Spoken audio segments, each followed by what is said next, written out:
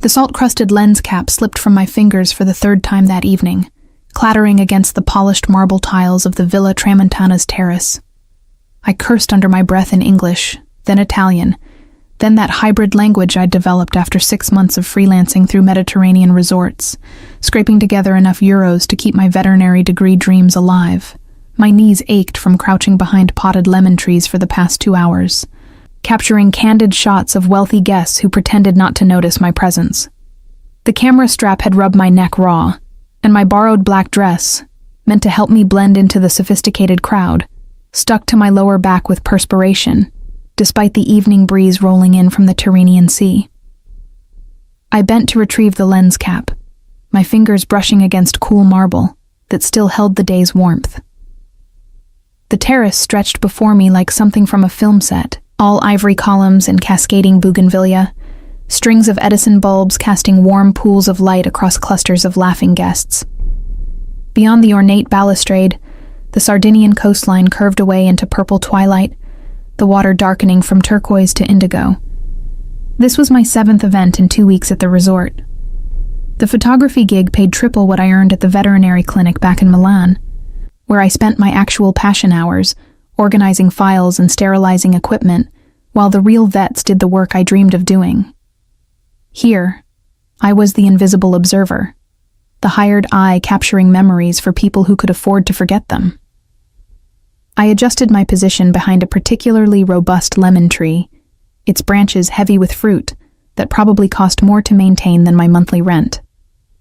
Through my viewfinder, I tracked a woman in an emerald dress as she threw her head back in laughter, diamonds at her throat catching light like trapped stars. Click. A elderly couple dancing despite the lack of music, their movements synchronized by decades. Click. A group of young men in linen suits, raising crystal tumblers toward the darkening sky. Click. Then I saw him. He stood apart from the other guests, leaning against the far balustrade with deliberate casualness that somehow drew more attention than the loudest conversations. Tall, perhaps early 30s, with dark hair swept back from a face that cameras would either love or fear. His white linen shirt, unbuttoned at the collar, caught the breeze, and his gray eyes swept the terrace with the methodical assessment of someone cataloging exits rather than admiring architecture. I'd photographed enough wealthy men to recognize the type. Power sat differently on some shoulders, not loud or obvious but present, like expensive cologne you only noticed when standing too close. This man wore it like a second skin. My finger hovered over the shutter button. Something told me not to photograph him without permission.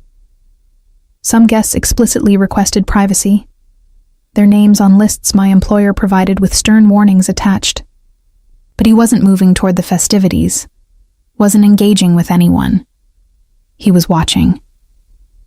And then, with the uncomfortable precision of prey recognizing a predator's gaze, I realized he was watching me. Heat crept up my neck despite the cooling evening air. I lowered the camera slowly, trying to appear professional rather than caught. His expression didn't change, but one corner of his mouth lifted almost imperceptibly. Not quite a smile. More like acknowledgement. I should have looked away. Should have busied myself with my equipment. Found another angle. Melted back into my hired invisibility. Instead, something reckless flickered to life in my chest. Maybe exhaustion. Maybe defiance against constantly making myself small in spaces like this. I held his gaze and raised one eyebrow in question. His almost smile widened fractionally. He pushed away from the balustrade with fluid economy of movement, heading not toward me, but toward the bar, where backlit bottles glowed like jewels. I exhaled breath I hadn't realized I was holding, and turned my attention back to safer subjects. The next hour passed in the familiar rhythm of event photography.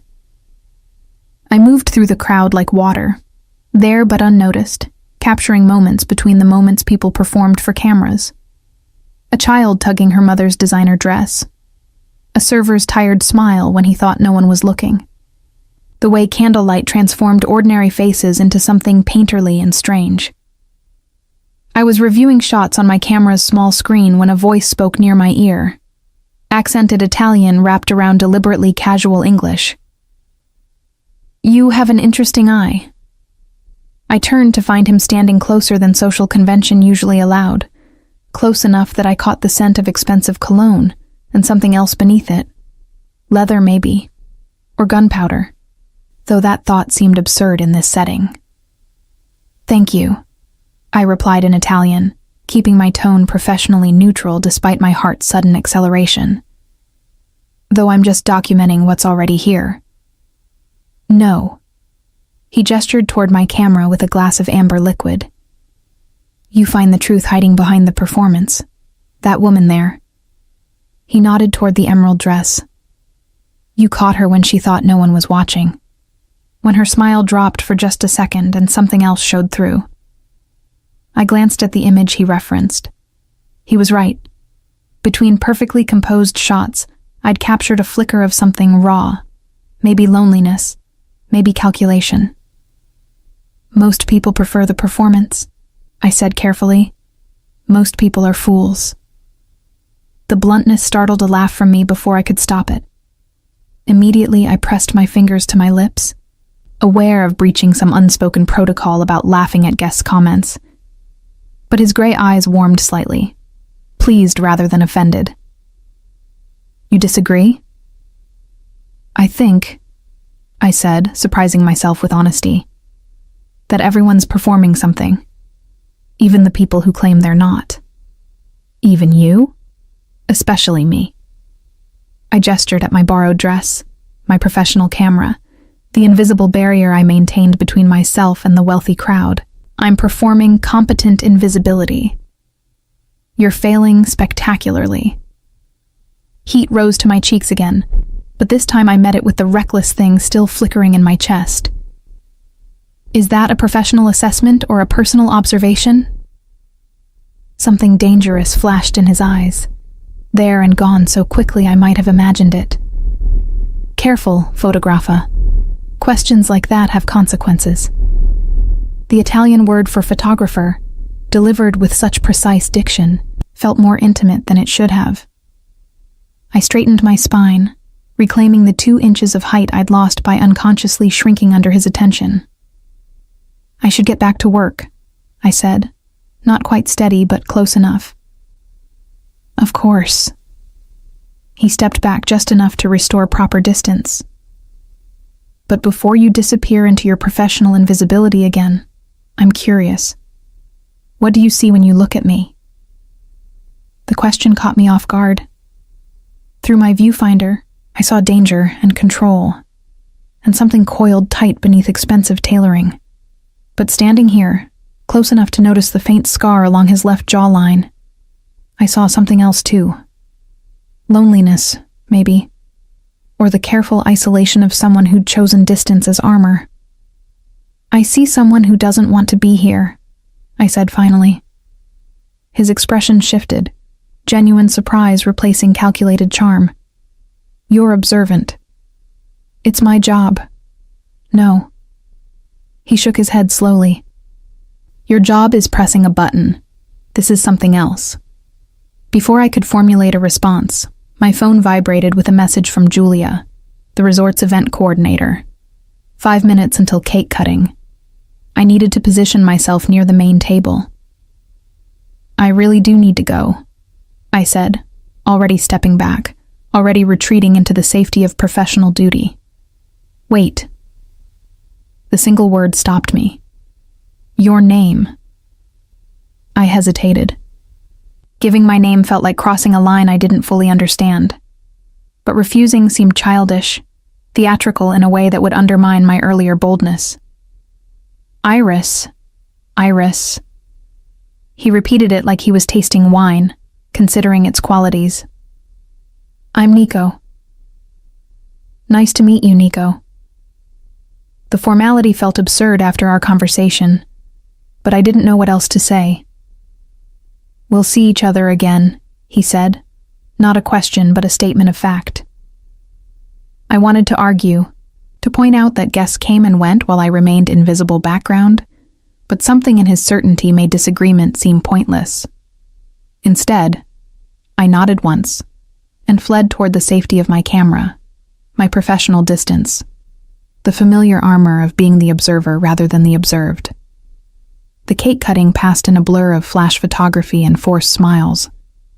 I captured the knife slicing through fondant, champagne toasts, the careful performance of wealth and celebration. But my hands shook slightly, and twice I had to delete shots where I'd unconsciously angled the lens to include him in the background, gray eyes still watching, still cataloging, still somehow finding me despite the crowd between us. When the event finally ended, I packed my equipment with mechanical efficiency, fingers moving through familiar routines while my mind replayed our conversation, searching for hidden meanings in every word. The terrace emptied gradually, guests drifting toward cars or rooms or wherever wealthy people went when the performance ended. I shouldered my camera bag and headed for the service entrance, the route staff used to maintain the illusion that places like this ran themselves. The corridor was blessedly cool after the terrace's warmth, fluorescent lights harsh after romantic Edison bulbs. Iris. I jumped, nearly dropping my bag. Nico stood in the corridor as if he'd materialized from shadows, still in his linen shirt, but with sleeves rolled to his elbows now, revealing forearms marked with what looked like old burns. "You shouldn't be back here," I said, reflexive concern making my voice sharp. "This area is staff only. I wanted to return this." He extended his hand. My lens cap rested in his palm. "You dropped it. Earlier." I stared at the small piece of plastic like it was something precious and dangerous. "You've been carrying that around all evening?" I considered keeping it. As a guarantee, you'd have to seek me out to retrieve it. His almost smile returned. "But I suspect you're stubborn enough to simply buy a replacement." "Probably," I admitted, taking the cap from his palm carefully, avoiding skin contact that suddenly seemed loaded with significance. "So instead, I'm asking directly. Have coffee with me tomorrow." Not a question. A request framed as statement, assuming acceptance. The reckless thing in my chest flared brighter. I should say no. Should maintain professional boundaries. Should recognize that whatever this was, it couldn't lead anywhere good for a girl from Milan trying to pay for veterinary school with borrowed dresses and freelance photography. "I work mornings," I heard myself say instead. "Pool photography. I'm free after 1. 2 o'clock, the cafe by the marina." Still not asking, but I found I didn't mind. "How do you know I'll actually show up?"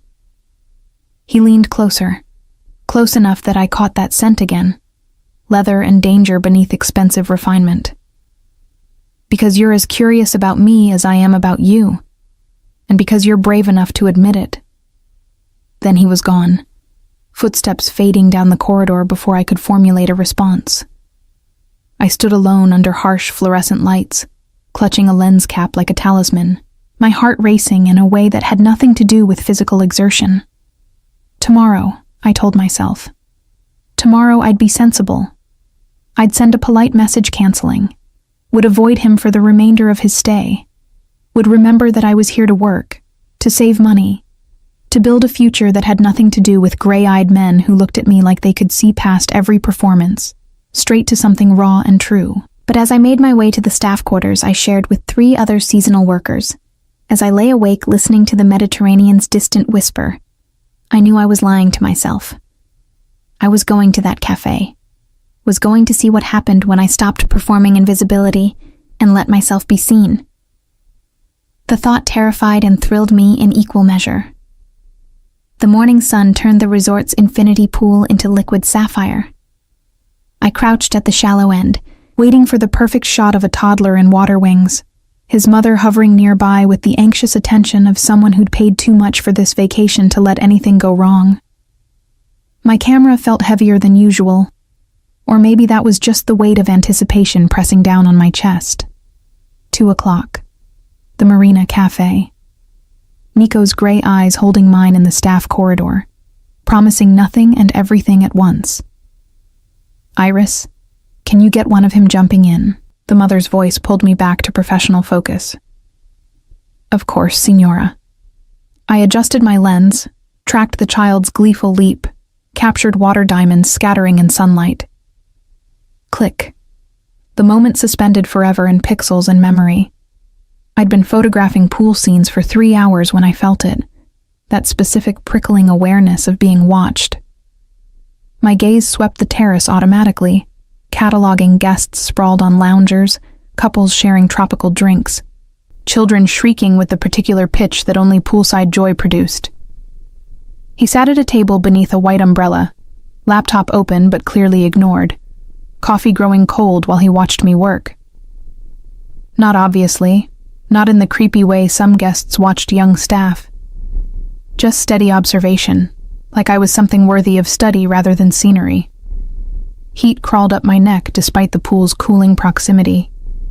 I turned deliberately back to my subjects, refusing to acknowledge his presence even as every nerve ending tracked his location with uncomfortable precision. The morning stretched into afternoon. I moved around the pool's perimeter, changing angles, adjusting for shifting light. He remained at his table, occasionally typing something, but mostly just existing in my peripheral vision, like a gravitational force I couldn't ignore. At 12:30, Julia appeared with the clipboard that governed my life at the resort. "Iris, you're done early today. The afternoon photography is covered. Some VIP requested his own personal photographer for a private yacht excursion." My stomach dropped. "Oh, that's good, I suppose. More time to edit photos." She gave me an odd look. "You're disappointed about having free time? Are you feeling well?" "Fine," I lied, gathering my equipment with hands that wanted to shake. "Just surprised, that's all." As I packed my camera into its protective case, I felt him approach before I saw him. The air changed, charged with that specific tension that had marked our first conversation. "Iris." His voice carried just the right volume to be heard over poolside noise without drawing attention. "I'm the VIP who requested the personal photographer. Unfortunately, there's been a change of plans. The yacht excursion is canceled." I turned slowly, finding him close enough to see water droplets on his collar from the pool's splash zone. "That's unfortunate for you. Devastating." His mouth curved with amusement that didn't quite reach his eyes.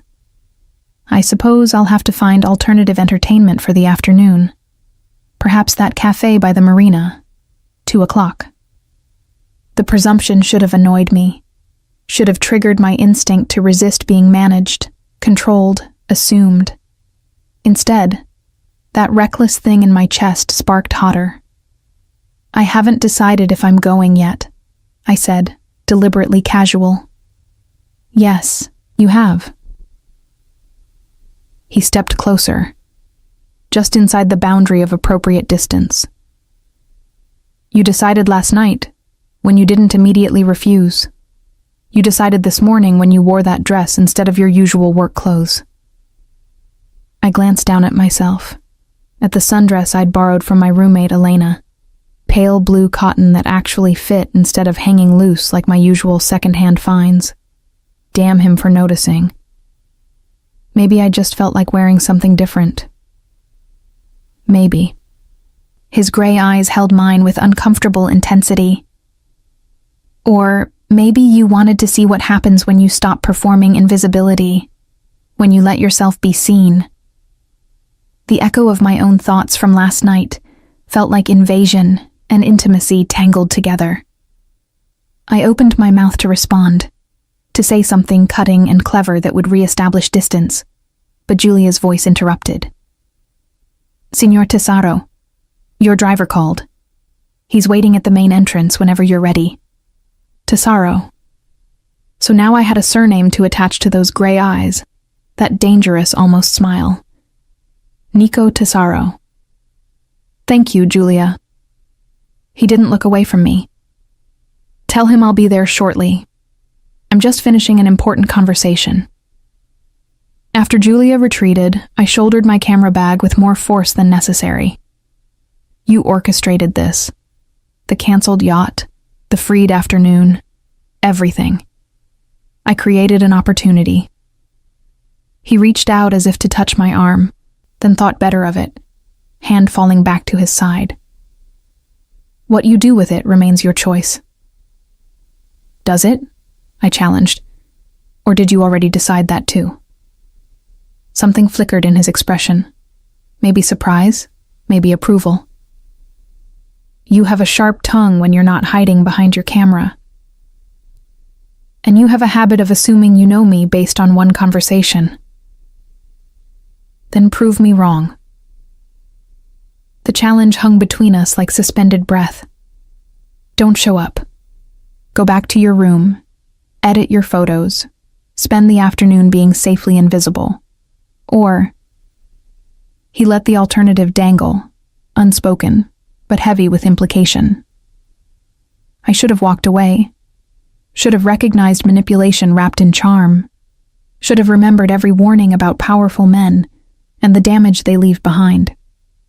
But standing there in borrowed blue cotton, with chlorine scent in my hair, and my camera bag weighing down my shoulder, I couldn't remember why safety mattered more than the electric anticipation racing through my veins.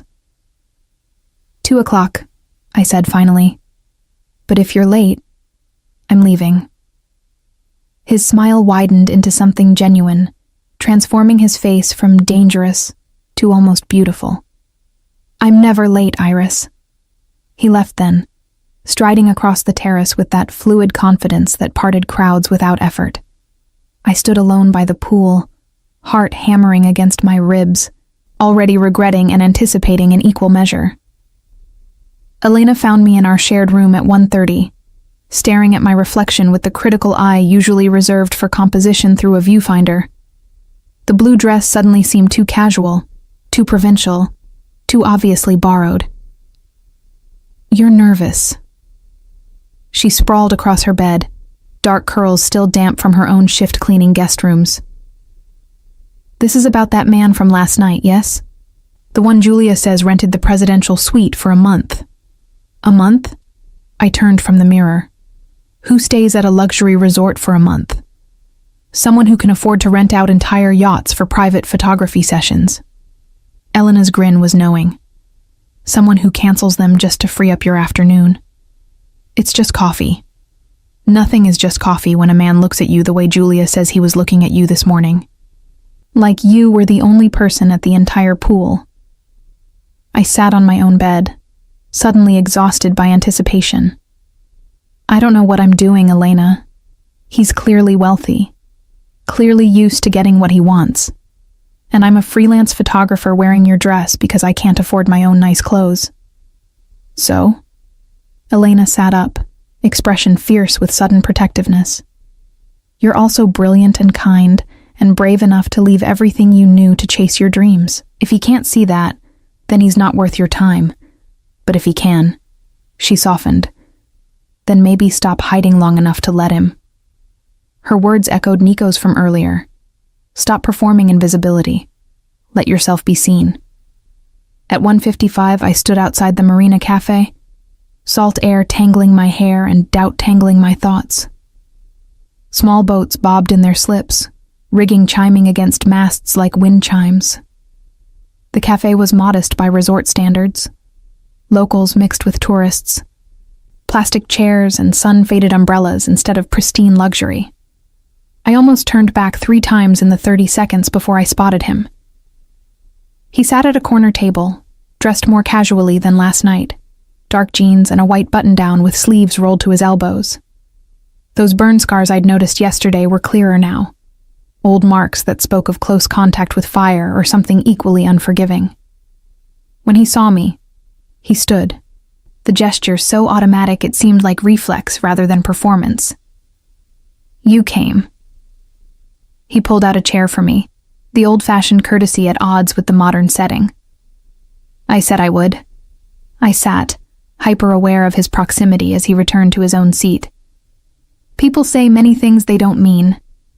He signaled the waiter with subtle efficiency. What would you like? Espresso, please. After the waiter retreated, Silence settled between us, not uncomfortable, but weighted with unspoken questions. I studied his face in afternoon light, noting details my camera would love. The sharp jawline, the slight crookedness of his nose suggesting an old break, the way his gray eyes caught sunlight like polished steel. "You're doing it again," he said quietly. "What?" "Cataloging, observing, hiding behind professional assessment instead of engaging directly." The accuracy stung. Maybe that's who I am, the observer. No. He leaned forward, elbows on the small table. That's what you do. It's not who you are. Last night, when you challenged me in the corridor, when you raised your eyebrow instead of shrinking back, that was who you are. You don't know me well enough to make those distinctions. Then tell me. His intensity didn't waver. Tell me who Iris is when she's not performing competent invisibility. The waiter returned with our coffee, buying me a moment to gather scattered thoughts. The espresso was perfect, rich and bitter and grounding. I wrapped both hands around the small cup, needing something to hold on to. "I'm 21, I began, unsure why I was answering but unable to stop. From Milan originally. I'm studying to be a veterinarian, which is absurdly expensive, so I take photography jobs wherever I can find them. I live in a room with 3 other seasonal workers. I own 2 dresses and both are borrowed. My camera cost more than everything else I own combined because it's the only thing that matters besides my education." He listened without interruption, gray eyes tracking every word like each one mattered. "I love animals more than people," I continued, the words coming faster now. "I'm better with wounded things than healthy ones. I cry at documentaries about rescue dogs, but not at romantic movies. I hate pretense and performance even though I engage in both constantly. And I don't understand what someone like you wants with someone like me beyond the obvious novelty." "The obvious novelty?" His eyebrow lifted. "The poor photography student, the fresh face in a sea of sophistication, the temporary entertainment before you move on to the next resort, the next distraction." Instead of offense, something like pain flickered across his features. "Is that truly what you think?" "I don't know what to think." I set down my espresso cup before my trembling hands betrayed me. "You appear out of nowhere. You watch me work. You manipulate my schedule. You look at me like..." I faltered. "Like what?" "Like I matter." The admission came out small, vulnerable, everything I tried not to be. The silence that followed felt enormous. A seagull cried overhead. Boat rigging chimed its endless percussion. The world continued its normal rotation while I sat exposed, having revealed more than I'd intended. "You do matter," Nico said finally, his voice carrying a roughness I hadn't heard before. "More than you know. More than I can explain sitting at a cafe in broad daylight."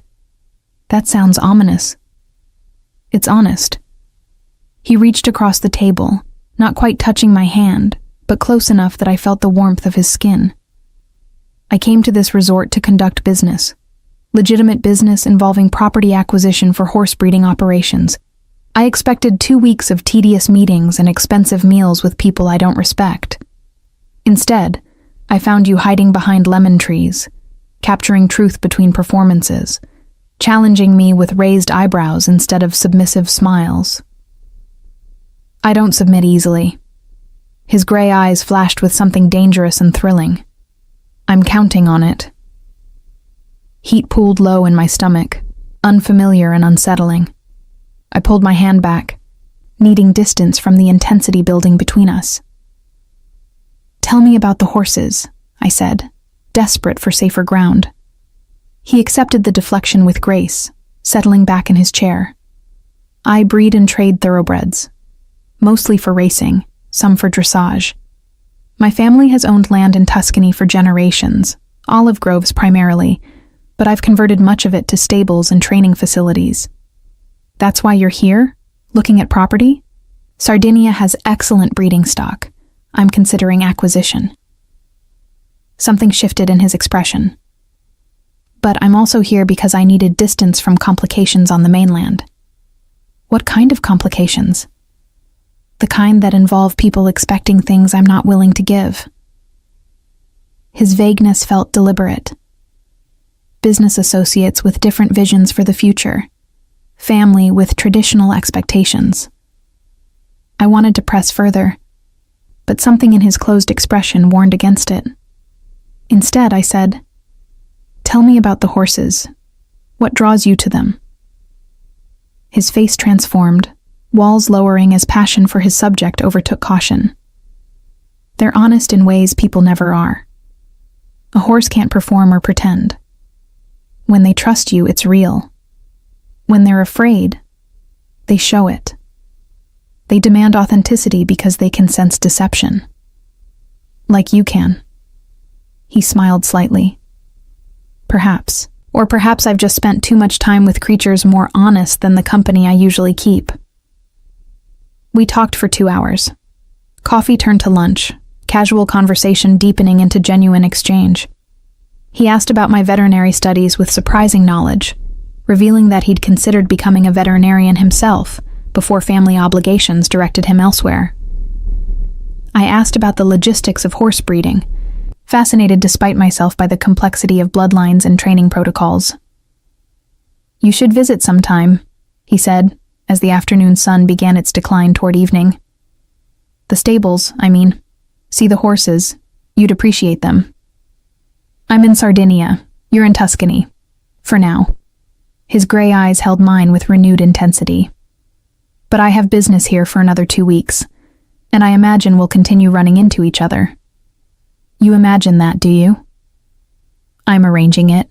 His honesty was refreshing and terrifying. "I've instructed the resort to schedule me for events you're photographing. I've booked private sessions that will require your specific services. I've essentially guaranteed that we'll be in close proximity for the foreseeable future." The manipulation should have angered me, should have triggered every self-protective instinct I'd developed over 21 years of learning to guard vulnerability. Instead, I felt that reckless thing in my chest blaze into something bigger, something that pushed words past careful filters. What if I don't want to be arranged? His almost smile returned. "Then you'll tell me to stop. And I will. But I don't think you want that any more than I do." He was right, damn him. I didn't want distance or safety or the comfortable invisibility I'd cultivated so carefully. I wanted this. The electric anticipation. The sense of standing on a precipice deciding whether to jump. "One condition," I said finally. "No more manipulation. If you want to see me, ask directly. I'll decide honestly, but I won't be managed." Something like respect flickered in his gray eyes. "Agreed. Though I reserve the right to create opportunities you might not otherwise have." "Such as?" "Such as a private tour of a thoroughbred breeding operation tomorrow afternoon. The owner is someone I'm negotiating with. He's agreed to let you photograph his horses for your portfolio in exchange for professional shots of his champion mare." My heart jumped. Access to purebred horses, the kind I'd only seen in textbooks and dreams. Professional quality photos for my portfolio. The opportunity to combine my two passions in a way my current resort photography never allowed. That's manipulative. That's creating opportunity. He stood, extending his hand formally. "What do you say, Iris? Will you spend tomorrow afternoon photographing horses with me?" I looked at his extended hand, at the burn scars marking his forearms, at gray eyes that saw past every performance to something raw and true beneath.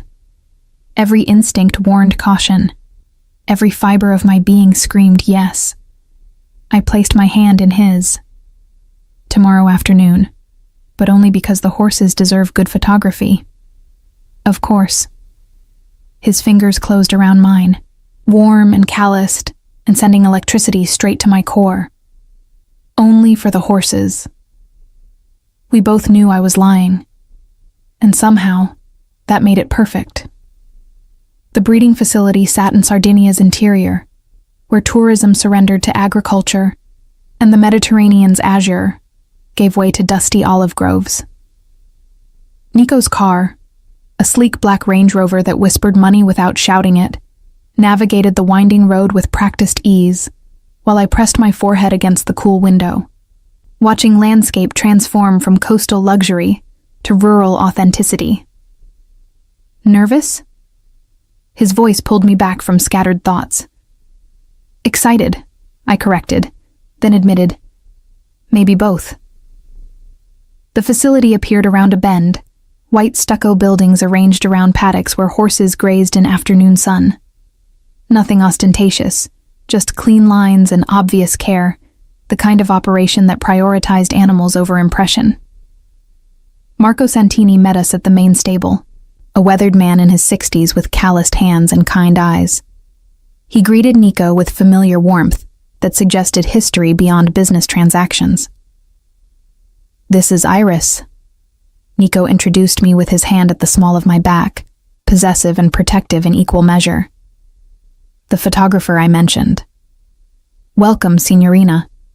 Marco's handshake was firm. "Any friend of Nico's is welcome here, though I warn you my horses are terrible models. They refuse to hold still." I liked him immediately. The best subjects never do. He led us through the facility, explaining bloodlines and breeding protocols while I photographed equipment, architecture, the interplay of light through stable doors. But my real focus waited in the far paddock, a magnificent chestnut mare whose coat gleamed like burnished copper. "Luna Rosa," Marco said with obvious pride. "Red Moon. She won 2 derbies before I retired her to breeding. Best horse I've ever owned. Through my viewfinder, she was perfection. I spent 20 minutes capturing her movement, the powerful grace of muscles beneath that copper coat, sunlight catching her mane as she tossed her head with aristocratic disdain." "You're good at this," Nico observed quietly, standing close enough that I felt his warmth despite the afternoon heat. "Photography?" "Reading them. Understanding what they're showing you beyond the surface." I lowered my camera, finding his gray eyes watching me with the same intensity I'd directed at the mare. "Horses are easier than people. They don't hide what they feel. Some people don't either." He reached out, brushing a strand of hair from my face with fingers that lingered just slightly too long. "When they forget to perform." Heat that had nothing to do with Mediterranean sun spread through my chest. Before I could respond, Marco called us to the main stable where he'd prepared lunch. Simple bread and cheese and wine on a table overlooking the paddocks. We ate and talked, conversation flowing easily between horse breeding and veterinary science, between Nico's Tuscan operations and my Milan studies. Marco shared stories about Luna Rosa's racing career, about the patience required to earn a horse's trust, about the responsibility inherent in creating life through careful breeding. "Your generation understands this better than mine did," he said to me, refilling my wine glass. "We saw horses as tools, investments. You see them as partners, individuals. It's better." "Not all of our generation feels that way," I countered, thinking of classmates who viewed veterinary medicine purely through financial lens. "But you do." Marco's observation carried weight.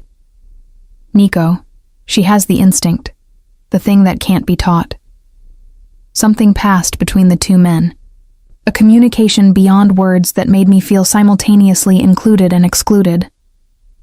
After lunch, I photographed Luna Rosa extensively, capturing every angle, every expression, building a portfolio piece that would demonstrate technical skill and artistic vision. Nico stayed close but not intrusive, occasionally offering suggestions about angles or lighting that revealed surprising photographic knowledge. "You know this stuff," I accused during a break, reviewing images on my camera's screen. "I took a course once, photography basics." He shrugged. "Thought it might be useful for documenting horses." "And was it?" His almost smile appeared. "Not really. I'm better with subjects that don't require lenses between us.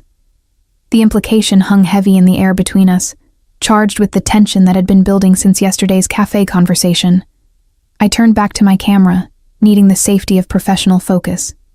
We left the facility as evening approached, Marco embracing us both with genuine warmth and making me promise to send him the photos once edited. The drive back began in comfortable silence, windows down to catch cooling breeze, landscape blurring past in gold and green. "Thank you for today," I said as we descended toward the coast. "Access like that, with a horse like Luna Rosa, it's beyond what I could arrange myself. You earned it through your skill." Nico kept his eyes on the winding road. "Marco doesn't allow just anyone to photograph his champion. He saw what I saw, your genuine respect for the animals. Still, I know you arranged it for me." "I created opportunity," he corrected with slight amusement. "You executed it beautifully." We stopped at a scenic overlook where the road curved above the sea, distant waves catching sunset gold. Nico parked, and we stood at the stone railing, watching light transform water into liquid amber. "Can I ask you something?" The question escaped before caution could stop it. "Always." "That first night at the event, you said I had an interesting eye, but you were watching me long before I photographed anything. Why?" He was quiet for so long I thought he wouldn't answer. When he spoke, his voice carried unusual vulnerability. "Because you were the only person there who wasn't performing. Everyone else wore masks, played roles, projected whatever version of themselves they wanted the world to see. But you." He turned to face me fully. "You were just yourself. Tired, determined, slightly annoyed at your borrowed dress. Real. Maybe I was performing too. Maybe invisibility was my mask. No." He reached out, fingers gentle against my jaw, turning my face toward his. "Invisibility was your protection. There's a difference." His thumb traced my cheekbone, the touch setting every nerve ending alight. We stood close enough that I caught that scent again, leather and danger and something uniquely him. My heart hammered against my ribs, anticipation and apprehension tangled together. "Iris." My name on his lips felt like permission and warning at once. "If I kiss you right now, everything changes. Maybe I want things to change. You don't understand what you're saying. Then explain it to me." The challenge came out breathless but defiant. Instead of answering, he closed the distance between us, his mouth finding mine with surprising gentleness. The kiss started soft, questioning, giving me space to retreat. But I didn't retreat. I leaned into him, hands finding his shoulders, opening to his exploration with the same reckless certainty that had characterized every interaction since we met. He deepened the kiss, one hand tangling in my hair, while the other pulled me flush against him. I tasted wine on his tongue, felt the controlled power in his frame, surrendered to sensation with abandon I didn't recognize but refused to question. When we finally broke apart, both breathing hard, he rested his forehead against mine. "Everything changes now," he repeated, voice rough. "I know. No, you don't." He pulled back enough to meet my eyes, his gray gaze darker now, stormy. "But you will." The cryptic warning should have frightened me, should have triggered all my carefully cultivated self-preservation. Instead, it only made me want him more, want to understand the shadows behind those gray eyes, want to be the person who saw past his performances the way he saw past mine. We drove back to the resort in charged silence, his hand finding mine across the console, fingers intertwining like they belonged there. When we reached the main entrance, he walked me to the staff quarters like some strange inversion of normal dating protocols. "Have dinner with me tomorrow," he said at the door to my building. "Are you asking or arranging?" His smile was genuine. "Asking." though I've already made reservations at the resort's best restaurant just in case. Presumptuous. Hopeful. He lifted my hand to his lips, the gesture old-fashioned and devastating. Say yes, Iris. Standing there with my hand in his, still tasting him on my lips, still feeling the imprint of his body against mine, I couldn't remember why I'd ever considered saying no. Yes. His smile transformed his face into something beautiful and dangerous. Good. 7 o'clock. Wear something that makes you feel powerful. I only have borrowed dresses. Then borrow the one that makes you feel like you could conquer the world. He released my hand with obvious reluctance. Because tomorrow, I want to see you with all your armor dropped, all your performances abandoned, just Iris in her full truth. The prospect terrified and thrilled me in equal measure.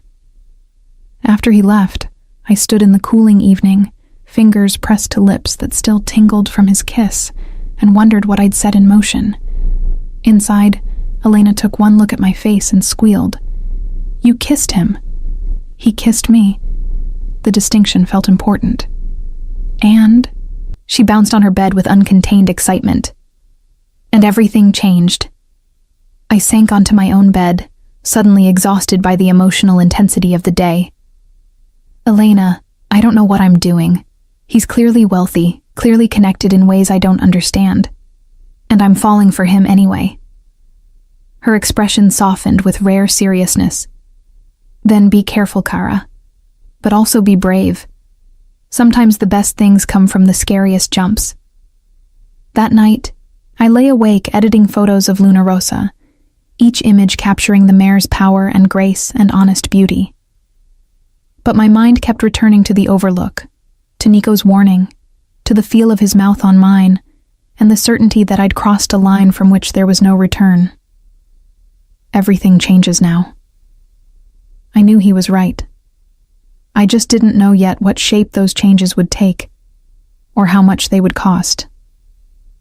The borrowed dress was deep red, practically burgundy, with a neckline that revealed more collarbone than I usually dared, and a hem that swirled just above my knees. Elena's roommate had worn it to a wedding once, and forgotten it existed in the back of our shared closet, until I mentioned needing something powerful. You look like you could break hearts, Elena said, helping me with the zipper. I'm more worried about having mine broken. She turned me toward the mirror. The woman reflected there looked unfamiliar, confident in a way photography student Iris never managed. The dress did something to my posture, straightening my spine and squaring my shoulders like armor made of silk. Don't be late, Elena warned as I gathered my small purse. And text me if you need extraction. I'll fake an emergency. Nico waited in the resort's lobby, dressed in charcoal slacks and a white dress shirt with the top 3 buttons undone, revealing the strong column of his throat. When he saw me, something flashed in his gray eyes, hunger and appreciation, and something deeper I couldn't name. You're stunning, he said simply, offering his arm with old-fashioned courtesy. You clean up well yourself. The restaurant occupied the resort's highest floor, floor-to-ceiling windows offering panoramic views of coastline and Mediterranean sunset. The maitre d' led us to a private corner table that felt simultaneously exposed and intimate, visible to other diners but separated by enough space to create illusion of isolation. This is too much, I whispered, as Nico held my chair. It's barely enough. He took his own seat, gray eyes never leaving my face. You deserve restaurants like this every night, not just borrowed moments between photography shifts. The compliment made heat rise to my cheeks. I'm happy with my life. Are you? It wasn't challenge, but genuine question. Or have you convinced yourself to be content with less than you deserve? Before I could formulate response, a sommelier appeared with wine recommendations that meant nothing to me beyond impressive-sounding French regions. Nico ordered with easy authority, then turned his attention back to me with focus that made the rest of the room disappear. Tell me about your family, he said as our wine arrived. Not much to tell, only child. My parents run a small restaurant in Milan. Nothing fancy but steady. They thought my veterinary dreams were impractical, suggested I study business instead. I swirled wine in my glass, watching candlelight catch liquid ruby. We don't talk much anymore. Because you chose your path over their approval. Because I refused to be practical when I could be passionate. The admission came easier than expected. What about you? You mentioned family expectations. His expression shuddered slightly. My father built our family business from nothing. Olive groves initially, then expansion into wine, properties, various ventures. He expected me to follow his exact blueprint. But you chose horses instead. I chose authenticity over dynasty. He took a long drink of wine. It created complications. My father died disappointed, and my younger brother now runs operations I was supposed to inherit. The pain beneath his controlled tone made my chest ache. I'm sorry. Don't be. I made my choice knowing the cost. His gray eyes found mine with renewed intensity. The horses don't lie, don't perform, don't expect me to be anyone other than who I am. It's worth every sacrifice. Our food arrived, beautifully plated dishes that were more art than sustenance. We ate slowly, conversation flowing between bites, touching on everything and nothing. He told me about training young horses, about the patience required to earn trust without breaking spirit. I told him about my favorite veterinary rotation, working with rescue animals whose resilience humbled and inspired me. You light up when you talk about them, Nico observed, setting down his fork to focus entirely on me. The way your eyes brighten, your hands move, you become even more beautiful. I'm not beautiful. The protest was automatic. Years of being invisible, making compliments hard to accept. You are. He leaned forward slightly, not in the obvious way that photographs well or turns heads in crowds. Beautiful in the way truth is beautiful. In your honesty, your passion, your refusal to perform for anyone's comfort, including your own. The intensity of his regard made breathing difficult. I reached for my wine glass, needing something to do with hands that wanted to reach for him. Iris. His voice dropped lower, intimate despite surrounding chatter. I need to tell you something. About who I am, what I do beyond horse breeding. Warning bells rang distant in my mind. Okay. He was quiet for a moment, seeming to weigh words carefully. My family's business, the operations my brother now runs, they exist in gray areas. Legal primarily, but touching edges of things less legitimate. And while I've separated myself from direct involvement, some associations remain unavoidable. You're saying you're connected to organized crime. I'm saying I come from that world even though I've chosen to live outside it. He held my gaze steadily. The horses are entirely legitimate, clean income from clean sources. But people assume, because of my surname, that I operate the same way my father did. Do you? Not anymore. The answer came firm and immediate. But the reputation persists. And there are individuals who believe I should maintain family traditions, who create pressure for me to return to operations I've deliberately abandoned.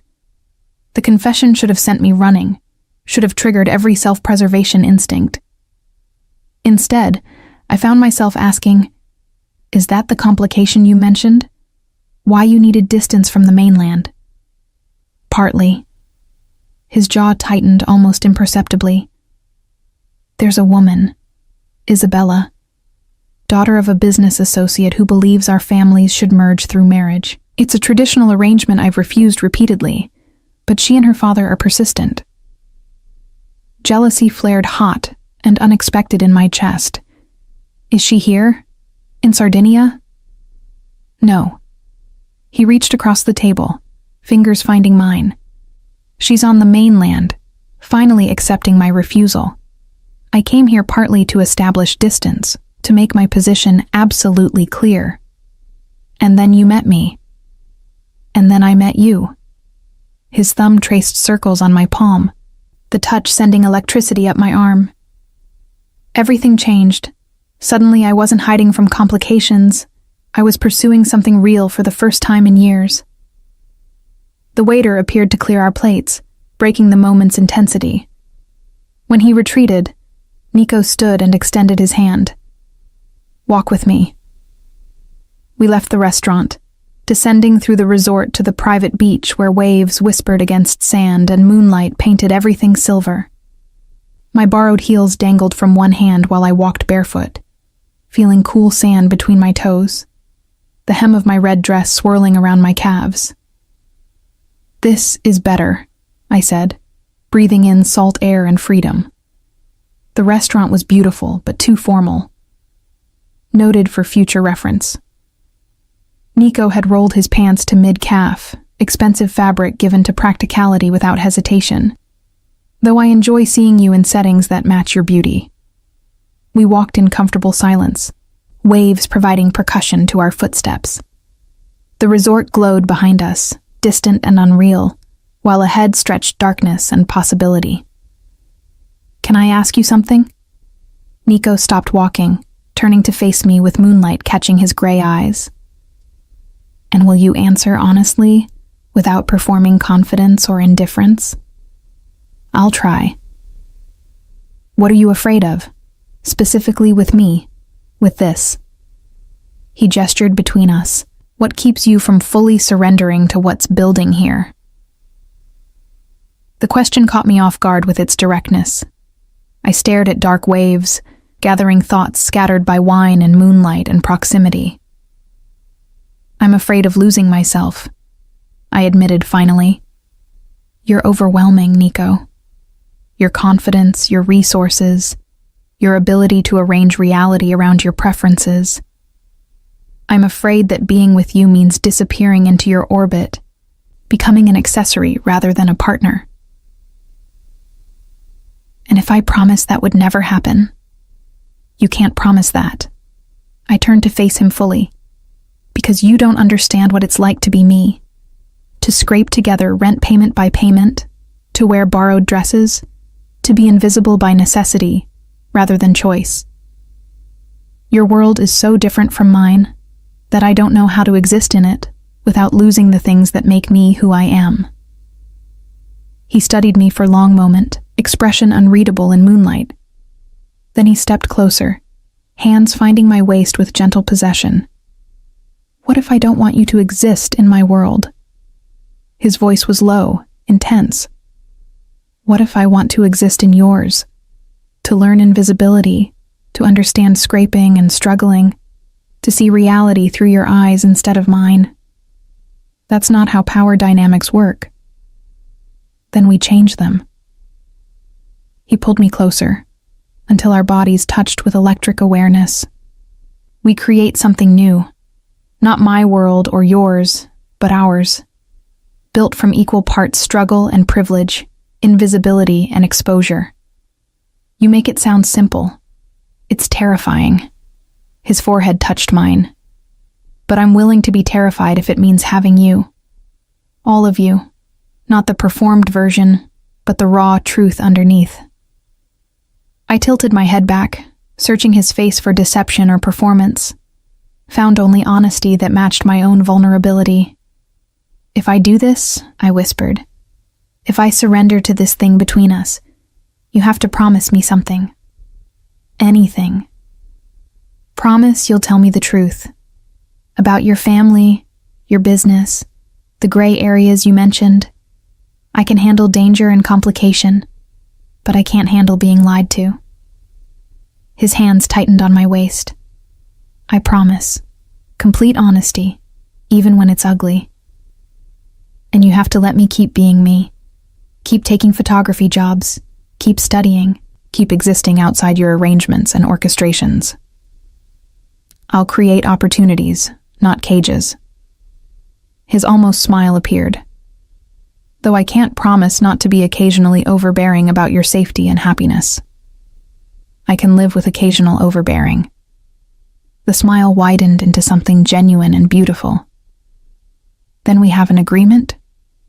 Instead of answering with words, I closed the remaining distance between us, kissing him with the certainty that had been building since our first conversation. His response was immediate and consuming, hands tangling in my hair, pulling me flush against his body with barely restrained hunger. We kissed like drowning people finding air, like truth finally acknowledged, like surrender and victory tangled together. The borrowed dress probably suffered in the sand. My carefully arranged hair definitely fell from its pins, and I couldn't bring myself to care about anything beyond the feel of his mouth on mine, his hands claiming my body, the sound of waves and heartbeats creating symphony around us. When we finally broke apart, both breathing hard, he rested his forehead against mine again. "Stay with me tonight," he murmured against my lips. "Not for performance or expectation. Just stay. Nico, just sleep." He kissed the corner of my mouth gently. "Let me hold you while you rest. Let me wake up knowing you're real and not something I imagined." The request was more intimate than seduction would have been. I should have refused, should have maintained boundaries and proper distance. Instead, I found myself nodding, saying yes to this man who saw past all my performances to something raw and true beneath. We walked back to the resort hand in hand, sand-covered and wind-blown and perfectly content. In his suite, the presidential one that Marco had mentioned, he gave me one of his shirts to sleep in and didn't comment when it fell to mid-thigh, enormous on my smaller frame.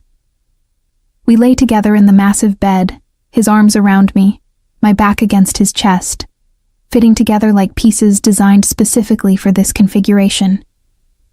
Outside, waves provided distant percussion. Inside, his heartbeat against my shoulder blade created different rhythm entirely.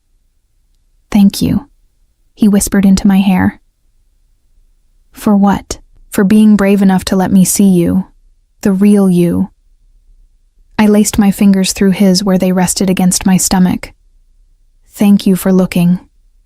Sleep claimed us tangled together, moonlight painting the room silver, the future uncertain, but the present perfect in its honesty. Morning arrived with Mediterranean sun streaming through floor-to-ceiling windows, and the disorienting realization that I'd woken in Nico's arms, in his bed, in the presidential suite that probably cost more per night than my monthly rent. He was already awake, propped on one elbow watching me with expression that mixed tenderness and possession. His hair was mussed from sleep, making him look younger, less controlled, achingly human. "You're staring," I mumbled, voice rough with sleep. "You're beautiful when you wake, all soft edges and honest confusion." He traced my jawline with gentle fingers. "Though I suspect you're about to panic and run. I should get back to staff quarters before Elena sends a search party." "Stay." He pulled me closer, tucking my head beneath his chin. "Just a few more minutes." I let myself relax into his warmth, breathing in his scent, memorizing the feel of his heartbeat against my cheek. These stolen moments felt precious and fragile, like morning mist that would burn away under scrutiny. "I have pool photography at 10, I said finally, reluctantly pulling away. "If I'm late, Julia will actually send people looking. Then I'll make sure you're not late." He kissed my forehead before releasing me. "But tonight, have dinner with me again. Something less formal. Just us and food that doesn't require 3 forks. "That sounds perfect." The walk back to staff quarters in yesterday's red dress felt like performing the ultimate walk of shame. Except I felt no shame. Only contentment that persisted despite knowing eyes tracking my path. Elena was waiting, of course, bouncing with barely contained excitement. "Tell me everything," she demanded the moment the door closed. We talked, walked on the beach. I stayed over. I pulled the dress over my head, grateful for comfortable clothes. Nothing happened beyond sleeping. That's almost more intimate. Elena's knowing look made heat rise to my cheeks. Iris, are you falling for him? Probably. The admission felt simultaneously terrifying and liberating. Is that completely insane? Maybe. She hugged me quickly. But the best things usually are. The next week passed in a blur of stolen moments between professional obligations. Nico was true to his word about not arranging my schedule, but we still found each other constantly. Morning coffee before my pool shift. Afternoon walks through olive groves. Dinners at the small local restaurants where tourists never ventured, and the food came from family recipes rather than expensive imported ingredients. He showed me his world piece by careful piece. Photos of his Tuscan stables, the rolling hills and cypress trees, creating landscapes straight from Renaissance paintings. Videos of young horses learning to trust human handlers, their gradual transformation from skittish to confident under patient training. Stories about individual animals, their personalities and quirks, told with the affection most people reserve for family. I showed him mine too, my cramped student apartment in Milan through phone photos, laughing at his carefully controlled expression when he saw my kitchen that was really just a hot plate and mini fridge. My favorite veterinary textbooks, pages dog-eared and annotated with passionate marginalia. The rescue dog I'd fostered briefly last year before school demands made it impossible. A three-legged mutt named Dante who'd trusted me enough to sleep on my bed, despite obvious history of abuse. You saved him, Nico observed, studying the photo of Dante's trusting eyes. Just temporarily. Someone else adopted him permanently. But you gave him the foundation, showed him trust was possible. His gray eyes found mine with uncomfortable intensity. That's a rare gift, Iris. The ability to heal wounded things. The conversation felt weighted with subtext I couldn't quite decode. On the 8th day, everything shifted again.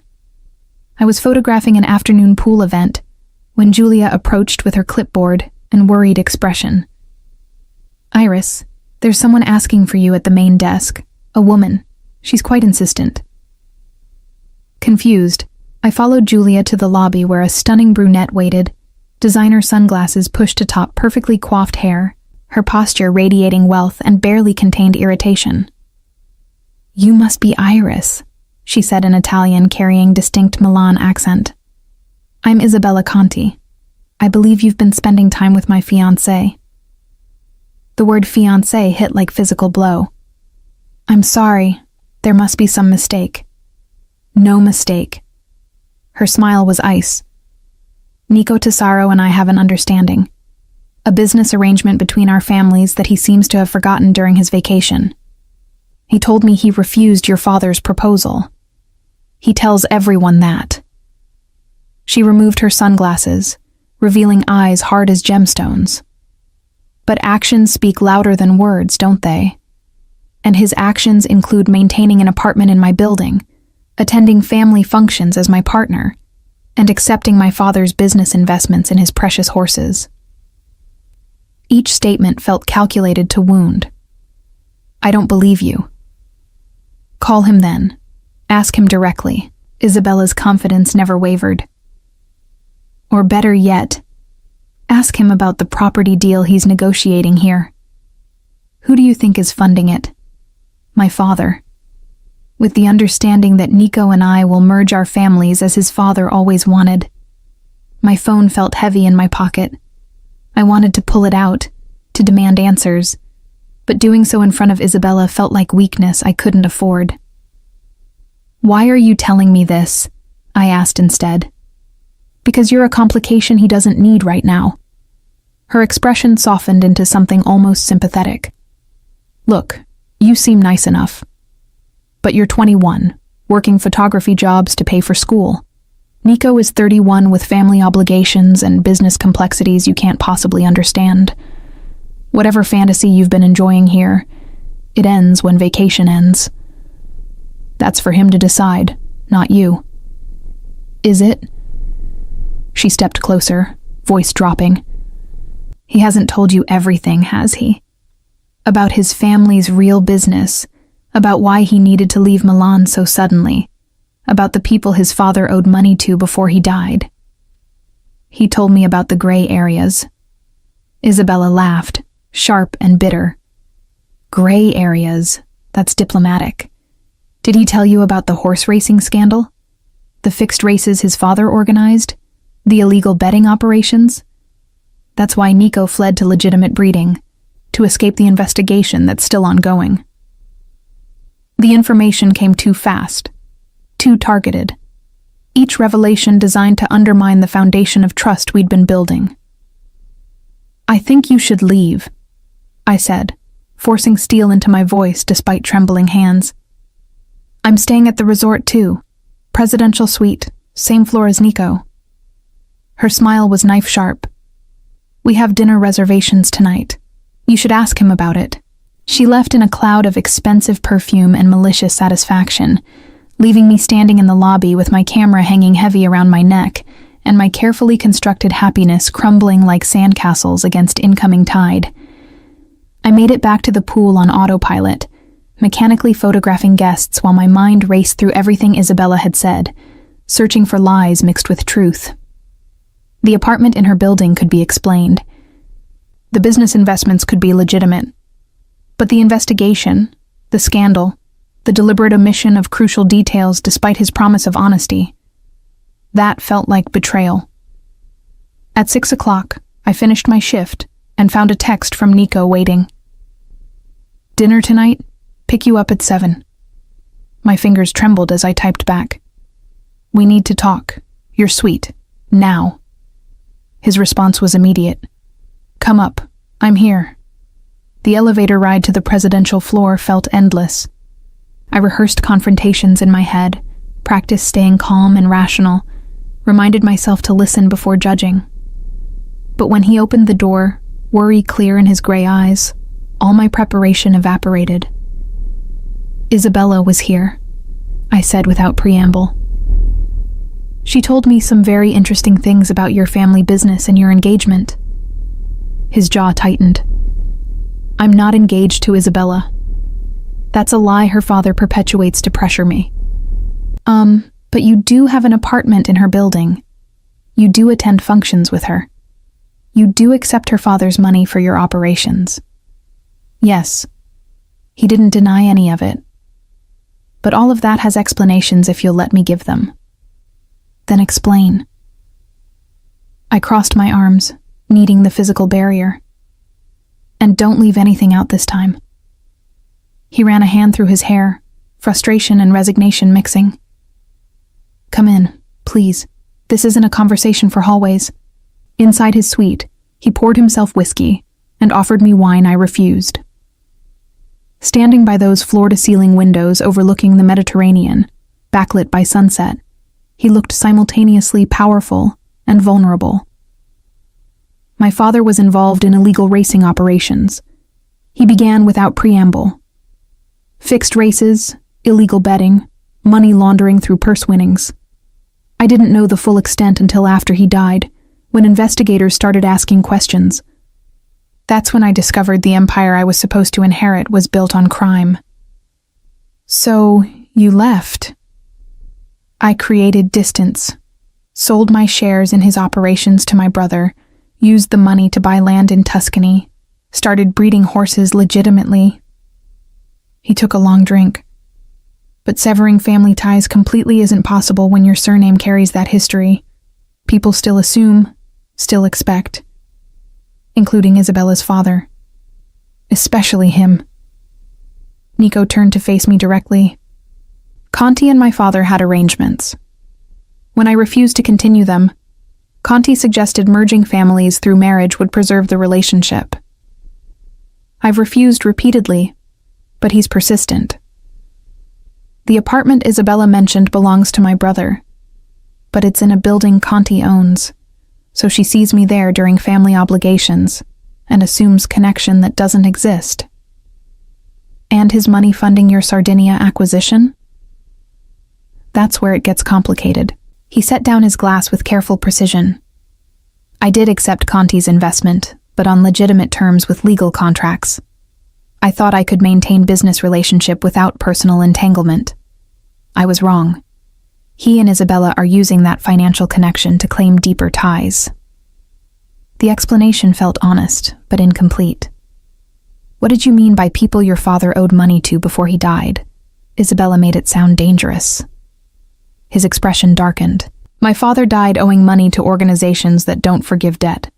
They approached me about assuming those obligations. I refused. That's partly why I came here, to establish distance while my lawyers handle negotiations. So there are dangerous people looking for you. Looking for money they believe they're owed. But my lawyers are making it clear those debts died with my father. He moved toward me slowly, like approaching a skittish horse. Iris, I should have told you all of this sooner. I promised honesty, and I failed to deliver complete truth. That's on me. Yes, it is. Anger and hurt warred in my chest. You let me fall for you while hiding the fact that you're connected to criminal investigations and dangerous debts, and a woman who thinks she's your fiancé. I'm not connected to investigations. I'm distancing myself from them. The debts are being legally resolved, and Isabella is delusional, not my fiancé. He reached for my hands, holding them gently when I didn't pull away. But you're right. I should have laid all of this out before things got serious between us. Why didn't you? Because I'm selfish. His honesty was brutal. I wanted this. You. The way you see me as just Nico, not as my father's son or my family's legacy. I wanted to exist in the space we created before reality complicated it. Reality is always there, Nico. Ignoring it doesn't make it disappear. I know. He pressed his forehead to mine, eyes closing. I know. And I'm sorry. But please, please don't walk away because I was too much of a coward to be fully honest from the beginning. I should have pulled back. Should have demanded time to process. Space to think clearly without his proximity clouding judgment. Instead, I found myself asking the question that mattered most. Are you in danger? Real, physical danger from these people your father owed?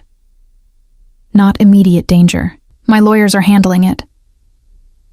He opened his eyes, gray gaze holding mine. But I won't lie and say it's completely resolved. There's always risk when you refuse powerful people. And Isabella? Is a complication I'm ending permanently. I'll make it clear to both her and her father that there will never be anything between us, business or personal. The conviction in his voice felt real, but trust, once cracked, required more than words to repair. I need time, I said finally, stepping back from his embrace. To think about all of this, to decide if I can handle the complications you come with. Pain flashed in his eyes, but he nodded. I understand. Take whatever time you need. I'll be here. I left his suite feeling bruised and confused, my phone already ringing with Elena's concerned call. That night, I told her everything while she plied me with wine and outrage in equal measure. The question is, she said after hearing the full story, can you live with his past? Because men like him, they don't come without baggage. The real question is whether the present and future are worth carrying that weight. I didn't have an answer. Not yet. But as I lay awake, staring at the ceiling while my roommate slept, I kept returning to the same truth. Despite everything, despite the lies of omission and the dangerous complications, I was still falling. The question was whether I'd hit bottom or learn to fly. 3 days passed in careful avoidance. I took early morning and late evening photography shifts, times when Nico wouldn't reasonably be at the pool or restaurants. I threw myself into editing work, building my portfolio with the Luna Rosa photos that had turned out even better than hoped. I existed in the comfortable numbness of routine, not thinking, just doing. But on the 4th morning, Marco Santini called my phone directly. Signorina Iris, I hope you don't mind. Nico gave me your number. His warm voice carried concern. I have an emergency. Luna Rosa, she's in distress. The vet I usually use is on the mainland and can't get here for hours. Nico mentioned you're studying veterinary medicine. I know it's presumptuous, but is there any chance? I'll be there in 30 minutes. Professional instinct overrode personal turmoil. What are her symptoms? Sweating, pawing the ground, won't eat. Started 2 hours ago and getting worse. Possible colic. Keep her walking if you can. Don't let her roll. I'm leaving now. I grabbed my basic veterinary kit, the one I'd assembled from school supplies, and kept religiously updated, and ran for the staff parking lot where Elena's borrowed scooter waited. The drive to Marco's facility felt endless, my mind racing through differential diagnoses and treatment options, while simultaneously dreading the inevitable encounter with Nico.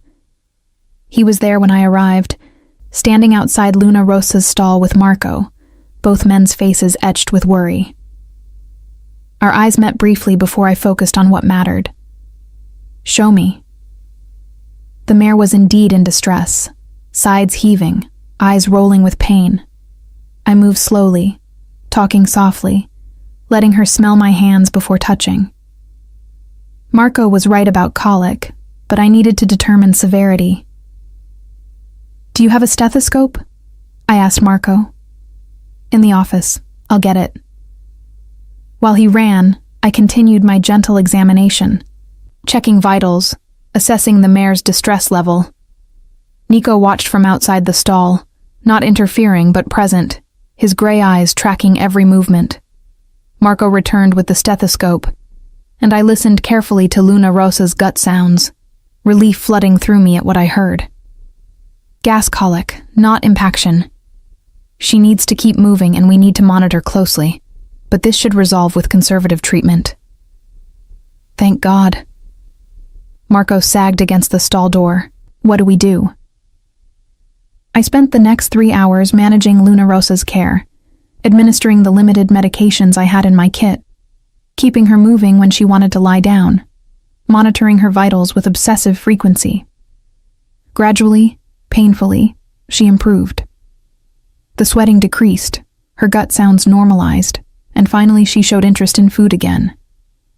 She's through the worst, I announced, exhausted but satisfied.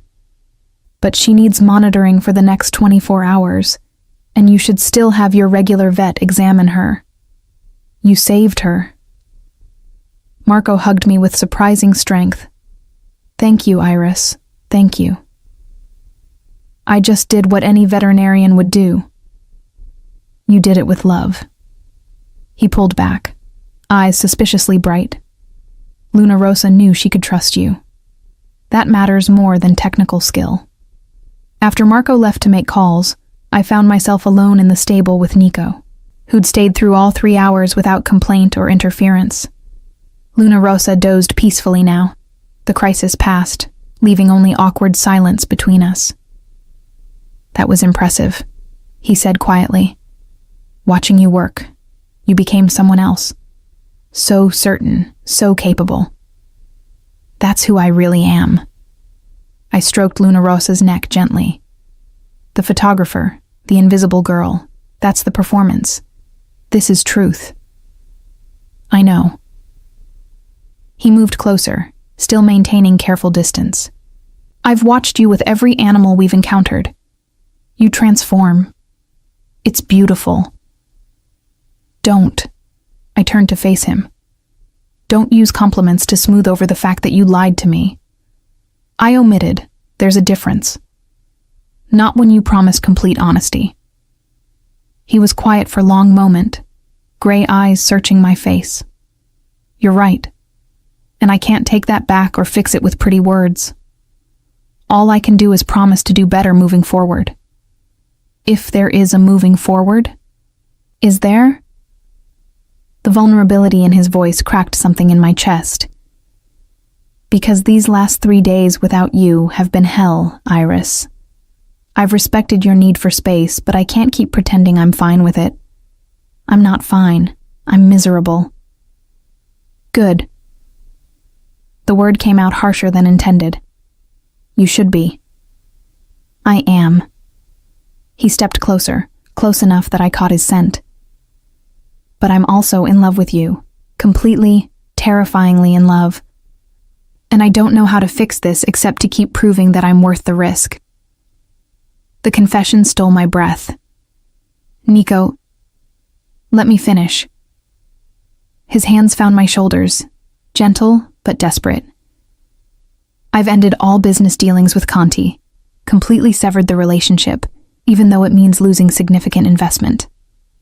I've had my lawyers draft a formal statement to Isabella and her father, making it absolutely clear there will never be anything between us, and I've hired a firm to handle my father's remaining debts so I can have legal separation from that entire mess. You did all that in 3 days? I did all that in 3 hours after you left my suite. His gray eyes held mine with uncomfortable intensity. Because losing you isn't an option I can accept. I'll burn every bridge, cut every connection, rebuild everything from nothing if that's what it takes to prove I'm choosing you. Completely. Without reservation. Tears threatened, but I blinked them back. That's too much pressure. I can't be responsible for you destroying your life. You're not destroying it, you're saving it. He pulled me closer until our foreheads touched. My life before you was carefully constructed emptiness, expensive and hollow. You make everything real. You make me want to be better than my father's legacy. I'm scared, I admitted, the words barely audible. Scared of losing myself in your world. Scared of complications I don't understand. Scared of caring this much about someone I've only known 2 weeks. I'm terrified too. His confession matched mine. Terrified that you'll decide I'm not worth the risk. That my past outweighs our present. That you'll choose safety over the beautiful, messy thing we're building. We stood there in the stable, surrounded by the scent of hay and horses.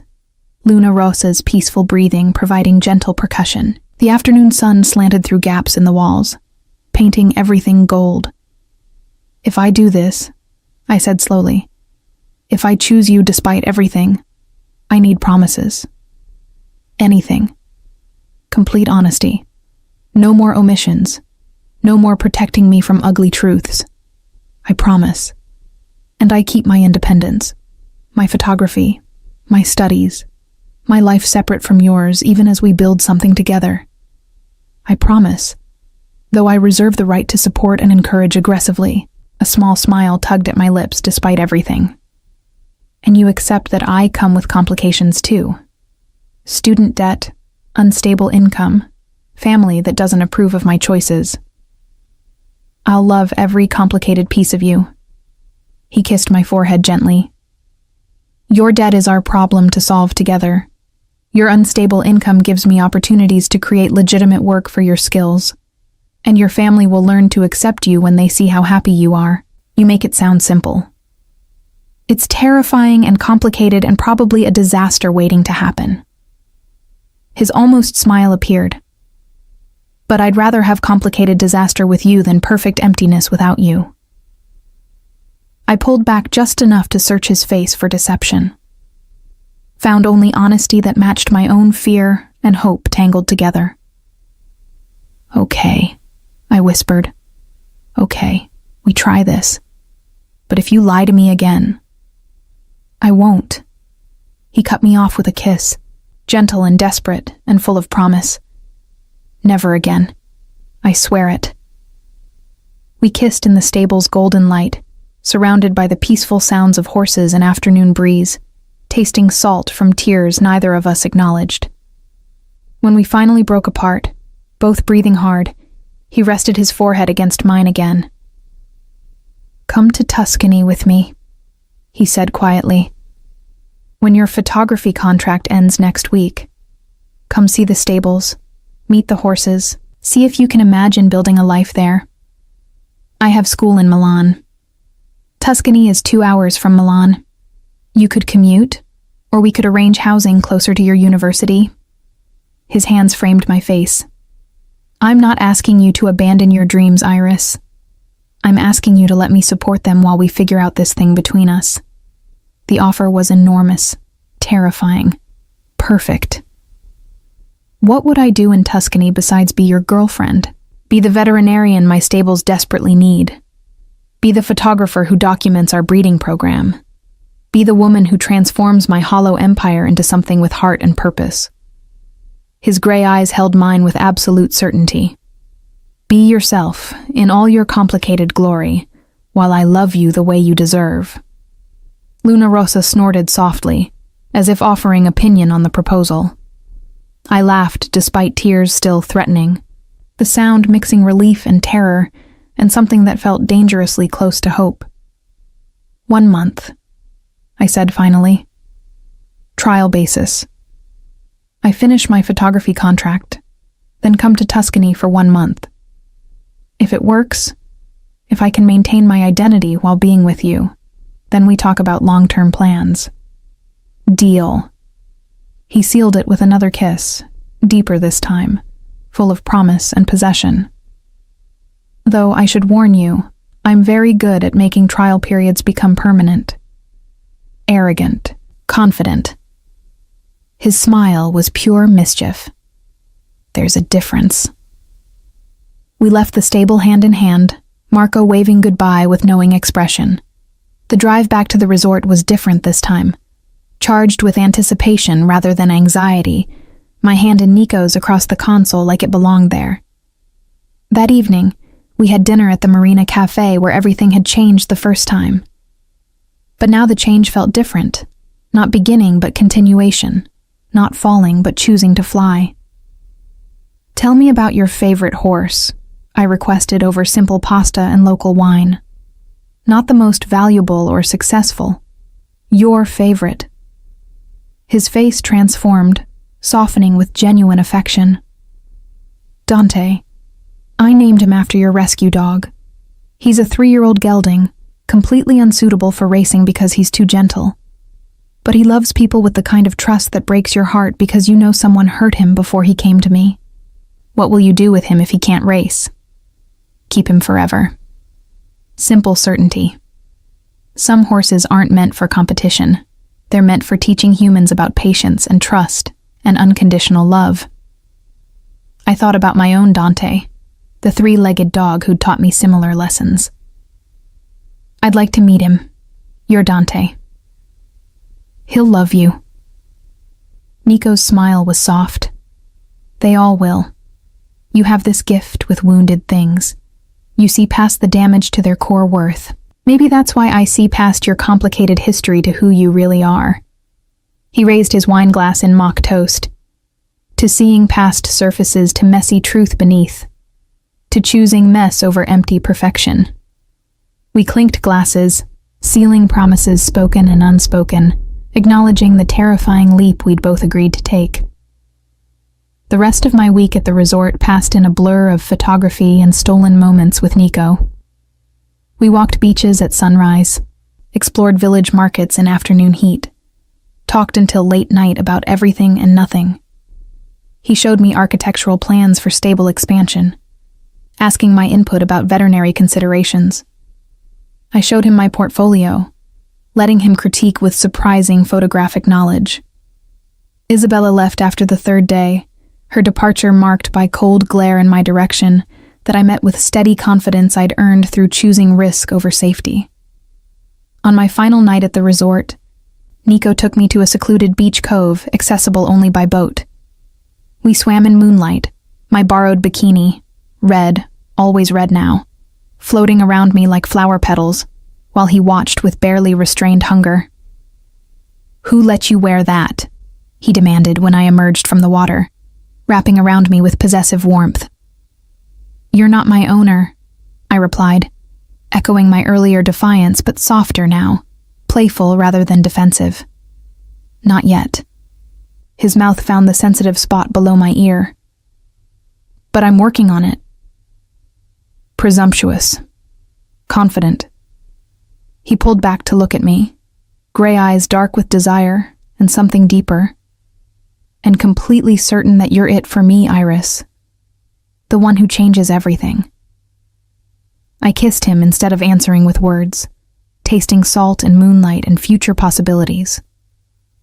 The wave that hit us pushed me tighter against him, his hands on my waist keeping me steady while the ocean tried to separate us. "I've got you," he murmured against my lips. "Always." And standing there in moonlight with Mediterranean waves surrounding us, his arms strong and steady around me, I chose to believe him. 1 month later, I stood in the main stable of Nico's Tuscan property, watching sunrise paint cypress trees gold, while Dante, the horse, not the dog, nuzzled my shoulder with gentle trust. My photography equipment sat ready to document the morning training session, but for now, I just stood, breathing in the scent of hay and horses and possibility. Nico found me there, wrapping around me from behind, his chin resting on my shoulder. Second thoughts? Constant thoughts. I leaned back into his warmth. But no regrets. Good. He kissed my temple. Because I have a surprise for you. Should I be worried? Probably. His almost smile warmed his voice. I contacted the University of Milan. They have a program that lets veterinary students do clinical rotations with private practices. I've registered my stables as approved site. You can complete your remaining requirements here while also working as our official veterinarian. The offer stole my breath. Nico, that's opportunistic? He turned me to face him. Creating openings you might not otherwise have? Absolutely. But also genuine solution that lets you pursue your passion while we build this together. I searched his face for manipulation, found only honest desire to support my dreams alongside his own. One condition, I said, echoing our conversation from weeks ago. Anything. You let me pay rent, or contribute somehow financially. I won't be kept. His expression softened. Deal, though I reserve the right to occasionally spoil you with things you won't let yourself buy. Occasionally overbearing. It's my love language. I laughed, the sound mixing joy and exasperation and deep affection. Then I suppose I'll learn to speak it. We kissed in the stable's golden light, surrounded by patient horses and endless Tuscan sky, building something terrifying and beautiful from mess and truth and stubborn refusal to choose safety over passion. 6 months later, during a charity gala at a prestigious venue in Florence, I photographed Nico receiving an award for his conservation breeding program. He looked devastating in formal attire, powerful and controlled, every inch the successful businessman. But when he spotted me behind my camera, his careful mask dropped into genuine smile that was only for me. And in that moment, captured forever in pixels and memory, I saw truth beneath every performance.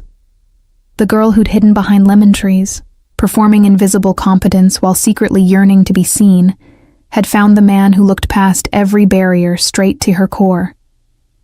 And together, we were building empire of horses and healing, of truth chosen over comfortable lies, of love earned through honesty rather than performance. It wasn't perfect. His family complications still surfaced occasionally. My student debt remained real and daunting. We fought about his overprotectiveness and my stubborn independence with passionate intensity that occasionally worried the horses. But it was real, messy, complicated, terrifyingly authentic. And standing in that Florence gala, watching him accept accolades while his gray eyes searched the crowd for me, I knew with bone-deep certainty that I'd made the right choice. I'd chosen to fly.